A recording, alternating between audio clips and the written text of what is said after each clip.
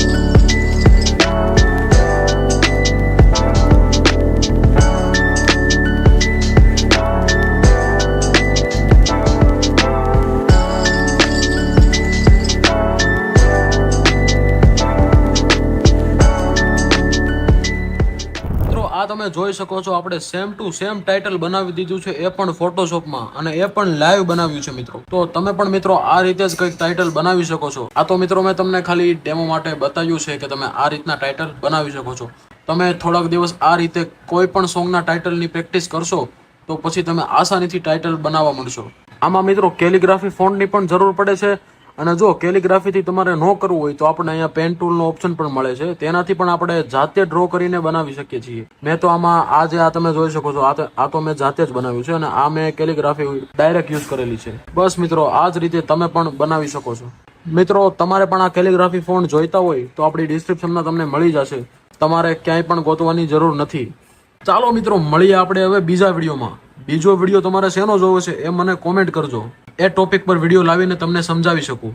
ચાલો વિડીયો પસંદ આવ્યો હોય તો કરજો લાઇક, શેર અને સબસ્ક્રાઇબ। મિત્રો બીજો વિડીયો આપણે એના પર લાવશું કે આ તમે આ જે ગોલ્ડ ફોન્ટ જોઈ રહ્યા છો, આ જે 3D ટાઈપના ફોન્ટ જોઈ રહ્યા છો, તે કઈ રીતે બને છે, તે 3D ટાઈપની ઇફેક્ટ કઈ રીતે આવે છે ટાઇટલમાં, બીજો વિડીયો આપણે એના પર બનાવીશું. તો જેટલો સપોર્ટ બને એટલો આ વિડીયોમાં મને કરો, જેથી આ વિડીયો હું જલ્દીથી તમારા સમક્ષ લાવી શકું.